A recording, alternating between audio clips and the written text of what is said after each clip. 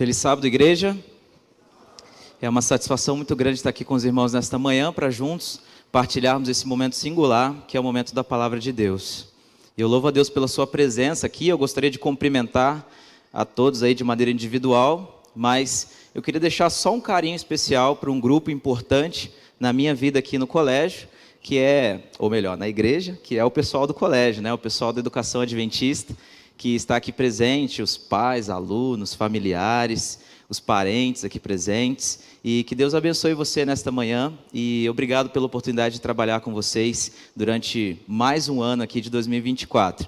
E já que eu estou falando do colégio, eu abro aqui um parêntese para os irmãos, quem sabe, se você tem aí filhos, né, que ainda não estudam aqui no colégio, eu faço aqui o convite para você, o desafio. O nosso diretor, o professor Jefferson, está aqui à frente com a família gaúcha, vai ficar feliz de receber você lá e dar um desconto trilegal para você. Essa família aqui tão querida que está aqui, pai, mãe, está todo mundo junto aqui reunido. Então, faço aqui o meu convite para você. Se você quer ouvir, que seu filho ouça das palavras de Deus através do colégio diariamente, leve para lá. Vai ser um prazer, tá bom? E passando agora esse momento propaganda, quero também aqui cumprimentar as visitas aqui presentes. Você que não é membro da Igreja Adventista, eu queria dizer para você que você é muito bem-vindo à casa dele, à casa do nosso Deus. E que você permaneça aqui conosco, que você venha adorar a Deus aqui todos os sábados, cultos, né, quarta, domingo, e venha também exaltar o nome de Deus junto com a gente. E eu queria dizer para você, visitante, Deus ama muito você. Deus traz você para a casa dele com um propósito singular. Viva o propósito dele. Esse é meu apelo para você. Já que eu estou falando de visitante, para fechar aqui, eu não poderia deixar de mencionar aqui a minha família, os meus pais que estão aqui presentes, Jonas e Solange. Queria pedir eles para ficar em pé, por favor, para a minha igreja aqui, o Jardim América, conhecê-los. Eles me deram o melhor curso de teologia que eu poderia ter, a educação. E eu louvo a Deus pela presença deles aqui. Eles estão tímidos ali, mas que Deus seja louvado pela vida deles, né? Juntamente com a minha esposa Bruna, que cantou aqui também. Sem mais delongas, irmãos, hoje nós vamos falar sobre a palavra de Deus, sobre a Bíblia e sobre temas importantes para mim e para a sua salvação. Existem temas na Bíblia que talvez dezenas, centenas e milhares de temas. Se você é um leitor da Bíblia por anos, você já percebeu isso. E esses temas, eles são divididos em pelo menos 3 categorias. A primeira categoria são temas que nós estudamos e entendemos. Por exemplo, Deus é criador, nós somos criaturas. Temas que nós entendemos, assuntos que nós sabemos. Existe também uma segunda categoria, que é a categoria de temas que nós estudamos na Bíblia, que são assuntos que nós estudamos e não entendemos. Por exemplo, como um anjo de luz se tornou o anjo das trevas. Não conseguimos entender plenamente. E existe uma terceira categoria, uma categoria de temas que nós estudamos, assuntos que nós estudamos e que achamos que entendemos, mas não entendemos. E que nesta manhã, ao sairmos aqui, que todos nós saibamos em qual categoria nós temos do tema que iremos estudar no sermão desta manhã. E eu convido você a abrir a sua Bíblia no Evangelho de João, no capítulo 19. E antes de dar o versículo, irmãos, eu gostaria de fazer aqui uma breve oração. João, capítulo 19.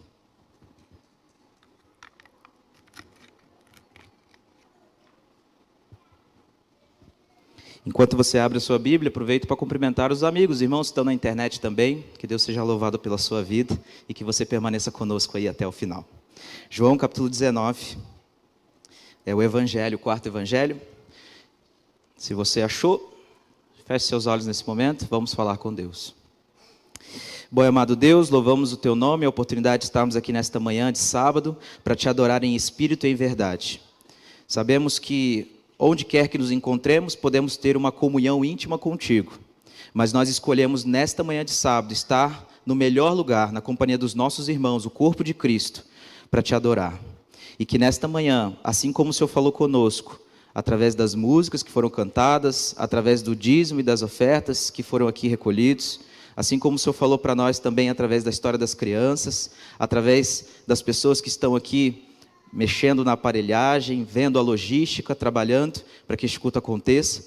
Nós queremos da mesma forma que o Senhor continue falando conosco, agora no método extremamente importante e indispensável, é o método da palavra de Deus. Que o Senhor fale conosco através da Bíblia, através da Escritura inspirada, e que nesta manhã saímos daqui certos de que a Tua salvação nos alcançou. Este é o nosso desejo, em nome de Jesus. Amém. Lemos aqui o verso 41, a parte A de João 19, que diz assim: No lugar onde Jesus fora crucificado, havia um jardim. Você já havia antes notado esse texto? É um texto que fala que no lugar, no Monte Gólgota, no Monte Caveira, onde Jesus foi crucificado, tinha um jardim. E aqui a crucifixão de Jesus passa por um jardim. Mas estudiosos dizem também que a crucifixão de Jesus passa por jardins anteriores ao jardim do Gólgota, que aqui estava. A escritora norte-americana Ellen White menciona que a crucifixão de Jesus, de certa forma, aconteceu no jardim do Getsêmani, onde grossas gotas de sangue escorreram pelo rosto de Jesus Cristo. Também, ainda outro jardim anterior a este, se você abrir a sua Bíblia depois, em Gênesis capítulo 3, verso 21, você vai ver que no jardim do Éden, um cordeiro foi morto para cobrir a nudez dos pais da raça caída. E ainda antes, anterior a este, o jardim, que representa também uma crucifixão de Deus, é apresentado em Apocalipse capítulo 21, verso 18, que diz que aquele foi morto, o cordeiro que foi morto desde a fundação do mundo, no jardim eterno de Deus. E a crucifixão é uma realidade para mim e para você, para nós que somos cristãos, que acreditamos em Jesus Cristo como nosso Salvador. E a crucifixão era um método muito drástico para executar qualquer pessoa. Na verdade, ele foi adotado pelo Império Romano como um método pior e reservado apenas para os piores bandidos criminosos que existiam naquela época. Os romanos, eles adotaram esse método para crucificar pessoas, para desestimular qualquer que fosse a manifestação pública que fosse contra o poderio romano, porque os romanos exaltavam muito a sua força e seu poder. E a cruz, então, que muitos acreditam que foi inventada na periferia do Império Romano pelos fenícios, foi adotada e aperfeiçoada como uma espécie de sadismo, como uma espécie de arte macabra, para fazer um espetáculo macabro publicamente daquele que seria executado, para que se tornasse exemplo para todos aqueles que pensavam ou imaginavam fazer qualquer revolução social. A exposição pública da vítima trazia para aquele grupo de pessoas uma inevitável pensamento, um inevitável sentimento de que jamais poderiam fazer qualquer manifestação. E o processo de crucifixão, estudiosos falam, que ele iniciava-se despindo a vítima até a cintura, e sendo prosseguido de açoites. Esses açoites que eram feitos não eram de chicotes, ou chicote comum. Na sua ponta, haviam tiras de couro, que possuía ali amarrados, fragmentos de ossos e de metais, que quando entravam em contato com o ombro e as costas da vítima, dilacerava, tirando a carne da vítima do seu corpo. A vítima, então, era obrigada a carregar a sua própria cruz até o local onde seria executado. Essa caminhada, ela era pelo menos feita com o travessão horizontal. A cruz era feita do travessão vertical, que ficava em pé, cravado no chão, mas também do travessão horizontal, que é chamado de patíbulo. E esse travessão horizontal pesava aproximadamente 25 a 30 quilos. E esta caminhada até o local da execução desta pessoa, desta vítima, com pelo menos o travessão horizontal, era para mostrar o os últimos passos de vergonha, de horror e de sofrimento daquele que queria fazer uma revolução. Além de, é claro, tinha também um significado psicológico e também físico. O objetivo de carregar esse tronco era para que tirasse, exaurisse a última força que a vítima pudesse ter, para que ela então morresse de forma lenta na cruz. E no lugar final da execução, os condenados então eram finalmente despidos completamente. Suas roupas eram completamente tiradas. E quando você imagina esta cena, não fica difícil ficar incomodado. Pensar que Cristo não havia absolutamente nada cobrindo a sua intimidade. Isso foi adotado posteriormente por artistas reverentes medievais, que começaram a pintar quadros cobrindo assim a intimidade de Cristo. O nosso Salvador foi levantado despido. E além da humilhação acrescentada à dor física, a crucifixão era degradante, era desmoralizante, tanto para aquele que era crucificado, quanto para a família daquele envolvido. E no Gólgota, muitas pessoas pensam que ao ser levantado finalmente ao madeiro, a vítima era segurada apenas por 3 pregos, um em cada mão e um nos pés. Mas não fica difícil entender que, dentro da anatomia humana, a cartilagem das mãos não tem propriedades suficientes para segurar o peso do corpo. E é por isso que inventaram um método eficaz de não reiniciar o processo de crucifixão, que é colocar uma madeira, um tipo de assento no centro da cruz, chamado de sedile. E este assento, ele servia então para deixar a vítima na posição da crucifixão e, ao mesmo tempo, fazer com que ela pudesse respirar e prolongar um pouco os seus últimos instantes de vida. E é claro que, se você notar e estudar os livros de Levítico e Deuteronômio, você vai perceber que os cordeiros da Páscoa, eles tinham um tratamento muito mais humano. Um rápido corte na jugular tirava ali completamente a vida do cordeiro. Mas o crucificado não. Porém, é claro, é apresentado também na história que havia limites para a crucifixão. Se você notar, até na própria Bíblia fala que para acelerar a morte daquele que iria ser crucificado, os soldados não ficariam ali a noite inteira esperando que aquele morresse.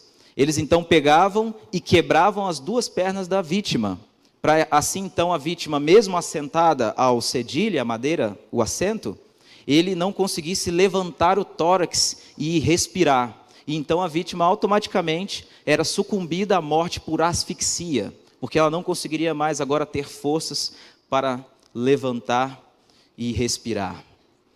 E é claro que na Bíblia apresenta que Jesus não precisou desse tratamento, que quebrassem as 2 pernas. Porque quando o soldado chega e se aproxima de Jesus, já percebe então que é constatado por uma lança que perfura o corpo de Jesus, que o óbito já havia acontecido. E é claro, isso cumpre uma importante profecia, irmãos, do Salmo 34, versículo 20, que diz que aquele que seria pendurado ao madeiro não seria quebrado nada, não seria quebrado nenhum osso. Na verdade, irmãos, vários sinais escatológicos são cumpridos na cruz. O sermão de Jesus, Mateus 23, 24 e o capítulo também 25, esses sinais são cumpridos na cruz. Por exemplo, a cruz, no momento da crucifixão, houve escuridão. Mateus 24 já falava da escuridão, é cumprido. E eu gosto de uma frase do doutor Amin Rodor que diz: quando ele nasceu, houve luz à meia-noite, e quando ele morreu, houve trevas ao meio-dia. Também na cruz se cumpre aquele sinal da volta de Jesus, que é o do terremoto, Mateus 24, 6. Quando Jesus morreu, houve terremoto, e esse terremoto foi tão grande que o véu do templo se rasgou de alto a baixo. Também na cruz há uma representação, de Mateus 24, dos salvos e perdidos, representado pelos ladrões, de um lado e de outro da cruz. Aquele ladrão que aceitou a salvação, e naquele dia estará no reino dos céus, no paraíso de Deus, por aceitar a salvação. E do outro lado, aquele ladrão que não aceitou, que rejeitou a salvação e rejeitou o Cristo. E também, em Mateus capítulo 27, 52 a 53, apresenta um importante sinal, um importante cumprimento do sinal. Porque quando Jesus ressuscitou, lá mesmo, próximo ao Gólgota, Monte Caveira, abriram-se os sepulcros e vários salvos foram recebidos na Nova Jerusalém, representando aquilo que você e eu iremos passar nos últimos dias da história deste mundo. A cruz, ela revela muitas coisas para nós. E em primeiro lugar, Martinho Lutero falava que a cruz, ela não poderia ser outro mecanismo senão aquele que iria revelar o amor de Deus para nós. E isso vai contra a teologia, naquela época, a teologia escolástica, que é a teologia da glória, onde os filósofos ali escolásticos, eles acreditavam que o verdadeiro conhecimento de Deus vem através do saber, da filosofia, do pensamento. Ao contrário disso, Martinho Lutero diz: não há outro conhecimento de Deus, senão pela cruz. Se não fosse a cruz, não faria sentido adorar a Jesus Cristo e a Deus. A cruz revela isso. Cada religião, cada ideologia que você estuda, e John Stott, ele fala, várias dessas ideologias e religiões, apresentam um símbolo para representar a sua fé, a sua religião. Por exemplo, o budismo é simbolizado pela flor de lótus, o judaísmo pela estrela de Davi, que é o hexagrama, os dois triângulos justapostos. O islamismo pela lua crescente, o marxismo pelo martelo e também pela foice. O nazismo é representado pela suástica, símbolo da superioridade da raça ariana. Porém, nós cristãos somos representados pela cruz, um símbolo de vergonha, de horror, de sofrimento e de tristeza. Você já parou para pensar nisso? Já parou para pensar que o seu símbolo é a cruz? O cristianismo poderia ser representado por uma arca, por um peixe, por uma mesa, por um pão, por uma tumba vazia, por um avental, por uma mesa de carpinteiro, por um martelo, quem sabe, de um carpinteiro. Mas os cristãos, ao longo dos séculos, de maneira teimosa, de maneira insistente, eles decidiram adotar a cruz como símbolo de adoração e para que todo mundo reconhecesse o cristianismo como um símbolo da cruz, um símbolo, na verdade, de vergonha, um símbolo de escárnio pagão. E é por isso, não é de admirar que Paulo, você conhece a história, Paulo ele rejeitou a Cristo. Porque na cultura judaica de Paulo, um principal do Sinédrio, como pode alguém adorar e receber o Messias que foi crucificado?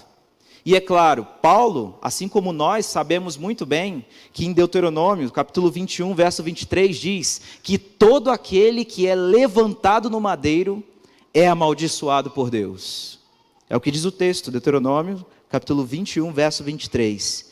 Todo aquele que é levantado no madeiro ou na cruz é amaldiçoado, é um maldito de Deus. E Paulo, depois de ter o encontro com Jesus e aceitar a Cristo, não é de admirar que ele mesmo fala, 1 Coríntios 1,18, que diz: a cruz é loucura para os que se perdem. A cruz é loucura para os que se perdem.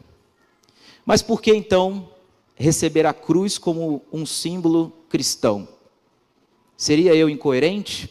Porque veja, os gregos se gloriavam no conhecimento, na filosofia, na inteligência, na capacidade de sintetizar o conhecimento e a filosofia. Os romanos se exaltavam a ordem, o poder da força, a sua lei, a capacidade de organizar a cidade, a capacidade de organizar a política, a disciplina. Eles se gloriavam por isso, os romanos. E os judeus, por outro lado, eles se gloriavam na sua religião, nos méritos da raça, na sua tradição, na capacidade de resumir leis religiosas como nenhum outro povo jamais o fez. Mas Paulo introduz uma razão porque você e eu, cristão, deveremos nos vangloriar. Gálatas capítulo 5, verso 14, abra sua Bíblia, acompanhe aí. Gálatas capítulo 5, verso 14.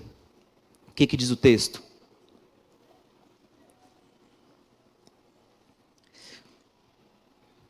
O texto diz assim: longe de mim gloriar-se, senão na cruz do Senhor. Porque alguém com a inteligência de Paulo, com o QI de Paulo, com os estudos que Paulo tinha, como um erudito, por que alguém assim, desse calibre, poderia se gloriar numa coisa que traria para a sua própria existência, para a sua própria fé, uma vergonha? Por que alguém poderia fazer isso? Esse mesmo Paulo nos dá pistas e sinais ao longo do Novo Testamento. E existem, irmãos, e com essas razões aqui nós já finalizamos, pelo menos 5 razões para receber a cruz como símbolo da nossa fé. Primeira razão: a cruz expressa a largura e a profundidade do nosso pecado. Muitos têm ideias erradas sobre a salvação, porque também têm ideias erradas e contrárias a respeito do que é pecado. Muitas vezes queremos fazer reforma em nossa vida, queremos fazer um reavivamento e reforma na nossa igreja. Mas qual é o primeiro passo para ter um reavivamento e reforma na igreja? Assumindo a minha culpa, sabendo que eu sou o culpado. Porque a cruz revela o quão culpado eu sou. A cruz revela quem eu sou e quem ele é. Os egípcios, por exemplo, eles tinham uma visão distorcida do que era pecado. Eles acreditavam que o pecado era apenas aberrações que eram mostradas através de ações, aberrações na formação humana. Nem todos nasceriam com essas aberrações. Não é à toa que o faraó era considerado um deus infalível, porque essas aberrações humanas, apenas alguns nasciam, outros não. Mas seria apenas isso o pecado? Seria o pecado como o iluminismo traz, ideias de que é apenas algo parcial que pode ser mudado através de um contato com alguém que é transcendente, um Deus que está acima de nós? Será que seria apenas isso? E uma história que aconteceu lá na minha terra, ela foi escrita e publicada por uma revista, a revista Veja, e a história ali de 2007 apresenta um momento extremamente difícil para uma mãe e 2 filhos. Uma mãe estava no sinal aproximadamente às 21h30 e ela estava parada no sinal quando ela foi abordada por 5 assaltantes. Esses assaltantes, então, sequestradores, tinham o objetivo de tirar ali aquele carro daquela família. Expulsando então a mãe estava dirigindo, a filha de 13 anos ao lado dela saiu do carro, e atrás na cadeirinha um menino de 6 anos de idade. E esse menino, ao a mãe tentar puxá-lo para fora do carro, ele fica preso entre a cadeirinha e ele. Havia ali um cinto de segurança. E os sequestradores não perceberam que o menino estava pendurado para fora do carro. E os assaltantes, sequestradores, partiram com o carro, andando 4 bairros, cerca de 7 quilômetros, durante 10 minutos, com a cabeça do menino engastada, sendo dilacerada totalmente pelo paralelepípedo. E a revista Veja, naquela época, ela colocou dentro da matéria, dizendo que o mal existe. Porém, irmãos, o problema não é apenas o mal existir, mas o problema é que o mal existe dentro de nós. O mal está em nós. E é por isso que, desde o início da raça caída, nós temos apresentando vários e vários aumentos da maldade, aumentos desse problema tão grande, desse vírus que nos infecta e é desenvolvido a cada dia dentro de nós. Esse vírus, essa maldade, começa desde pequeno, ele é desenvolvido a cada dia. E não é de se admirar que Ellen White, no livro Fé e Obras, página 96, ela diz o seguinte: o nosso amor a Cristo será proporcional a profundidade de nossa convicção do pecado. Percebeu essa frase? O nosso amor a Cristo será proporcional à profundidade da nossa convicção do pecado. A Bíblia apresenta a criação humana nos seguintes aspectos. Primeiro, Gênesis 1:27, criado à imagem e semelhança de Deus. Depois do pecado, Adão e Eva geraram filhos, à sua imagem e à sua semelhança. E Romanos 5:12 diz o seguinte: portanto, assim como por um só homem entrou o pecado no mundo, e pelo pecado a morte, assim também a morte passou a todos os homens, a todos os seres humanos, porque todos pecaram. E o que é pecado para Jesus? Ele afirma também: pois do interior do coração dos homens saem os maus pensamentos, os adultérios, a prostituição e homicídios. Marcos 7:21. O catálogo, ele cada vez mais vai piorando. Os homens são apresentados por Paulo, seres humanos, como em Efésios 2, filhos da ira, Efésios 5:6, filhos da desobediência. Naturalmente, diz Efésios 2:3, andamos no desejo da carne, fazendo a vontade da carne, e por natureza, mortos em ofensas e delitos. Adão, quando é chamado do cabeça de toda a história da humanidade, assim comparado a Cristo, isso não é por acaso, porque Adão, ele é uma espécie de símbolo corporativo do pecado que passou a toda a humanidade. Ele é o representante deste vírus mortal que está correndo pela minha e pelas suas veias. E Isaías, e esse texto em linguagem poética, porém muito forte, e é um texto que apresenta ainda com mais detalhes a que nível a raça humana pode chegar. Isaías capítulo 1, versos 5 e 6, se você quiser acompanhar na sua Bíblia. Isaías capítulo 1, versos 5 e 6. Olha as palavras poéticas que descrevem o estado básico do ser humano. Isaías 1, 5 e 6. O texto diz assim: toda a cabeça está doente, todo o coração inflamado, desde a planta dos pés até a cabeça, não há nele coisa sã, senão feridas, contusões, chagas inflamadas, umas e outras, não espremidas, nem atadas, nem amolecidas com óleo.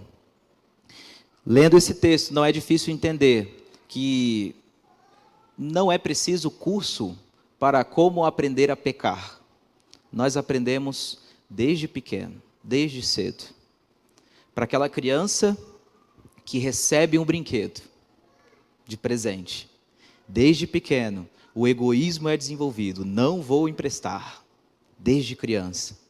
E é claro, dizemos muitas vezes que no colo, temos o costume de ouvir os pais dizer que ali eu carrego um pequeno anjo, em sentido metafórico. Carregamos também no colo um pequeno pecador.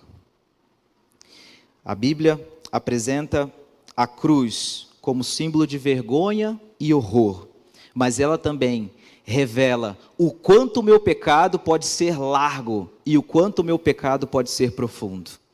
A cruz, ela coloca a todos os cristãos com o mesmo objetivo, a toda a humanidade com um só objetivo: eu preciso de um Salvador.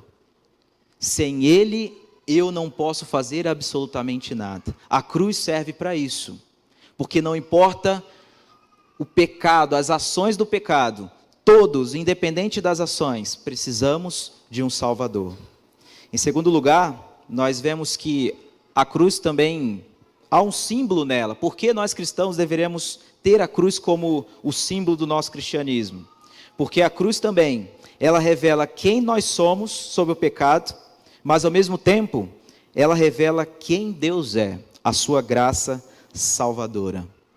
A cruz, meus irmãos, revela até que ponto Deus pode chegar para nos salvar. Colocar seu Filho, Cristo Jesus, para morrer por mim e por você. Deus, Ele morre, e eu sou ressuscitado com Ele. Em terceiro lugar, A cruz é a única solução também para o dilema humano. O que seria isso, pastor? Por que a cruz é uma solução para o dilema? Eu tenho tantos dilemas. Esse dilema em específico tem a ver com posições. O pecado, ele não escolhe para quem ele vai infectar. Todos são infectados. Ricos, pobres, grandes, pequenos, pastor, ateu. Todos pecaram e destituídos estão da glória de Deus. Todos precisam de salvação. O pecado, ele nos torna uma régua nivelando a todos. E assim, através dele, nós entendemos que precisamos de salvação. O pecado, a cruz, resolve então o dilema humano. Quarto lugar, Paulo se gloriava da cruz, diz o texto, por causa de seu poder transformador. Gálatas capítulo 5, verso 16 e 17, ele diz que pela cruz o mundo está crucificado em mim, e eu para o mundo. E a cruz é o único método para eu entender que qualquer um pode se salvar. Qualquer um pode se salvar. Não há pecado que leve a pessoa para tão longe que Deus não possa buscar, a menos que ela rejeite.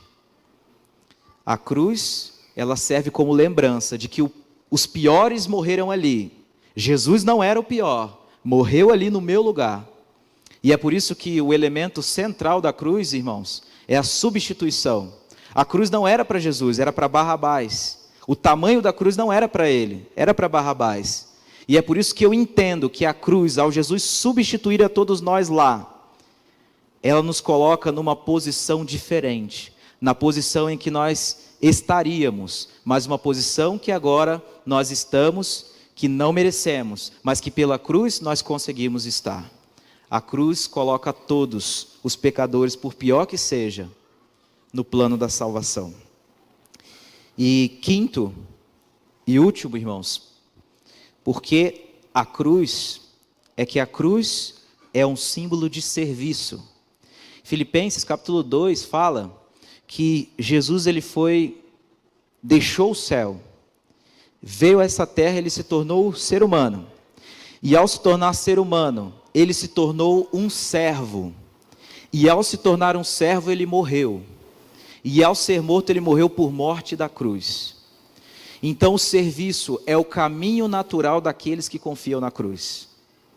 Toda vez que um cristão aceita Jesus como seu Salvador, ele também ressurge como um missionário aqui nesta terra, para mostrar para outros o que Jesus fez por ele. Se um cristão verdadeiramente convertido, é impossível ele receber a cruz sem compartilhar para outros. E é por isso que Paulo dedicou a sua vida e perdeu a sua própria vida para espalhar para outras pessoas o que Jesus Cristo fez por ele através da cruz.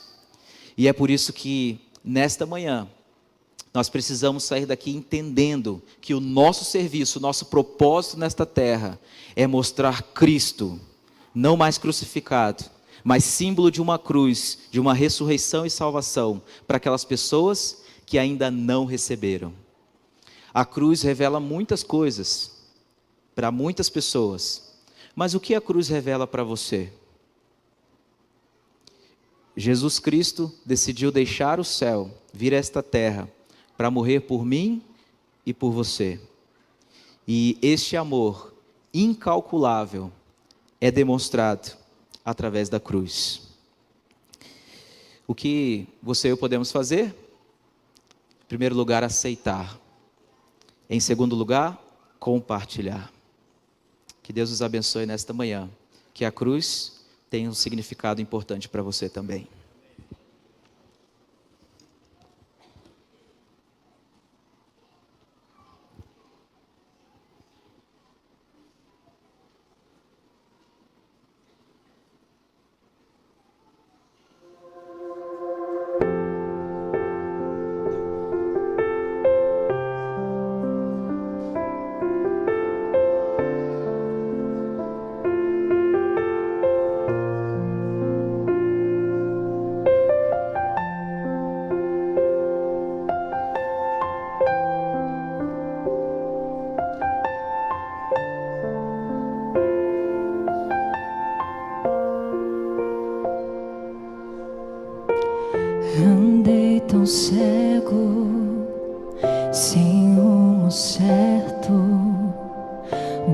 buscando a paz e descanso.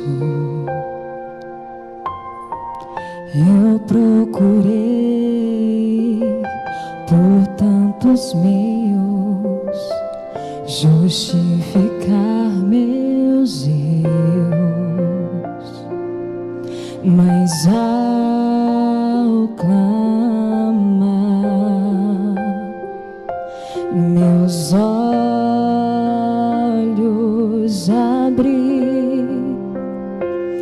e ao olhar pra cruz eu entendo o amor derramado ali por mim, sacrifício de sangue por um pecador. Não sou merecedor, tua graça me alcançou.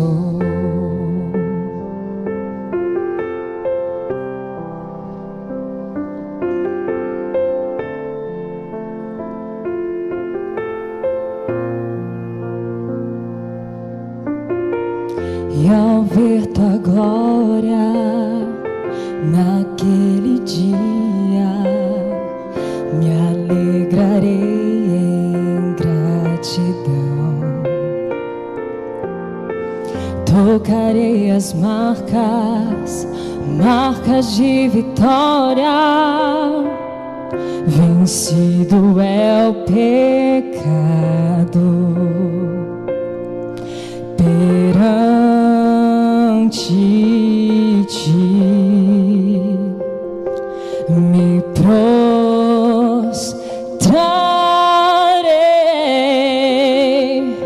e ao olhar pra cruz eu entendo o amor derramado ali por mim, sacrifício de sangue por um pecador.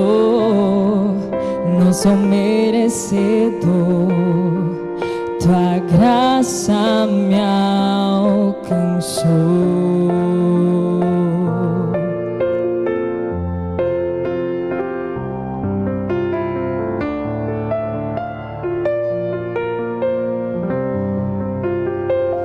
E ao olhar pra cruz eu entendo o amor derramado ali por mim, sacrifício de sangue por um pecador.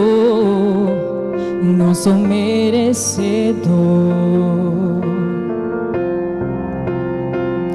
e ao olhar pra cruz eu entendo o amor derramado ali por mim, sacrifício de sangue por um pecador. Não sou merecedor,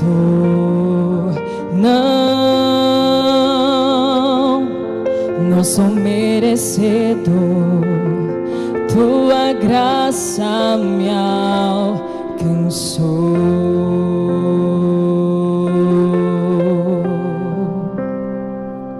Amém?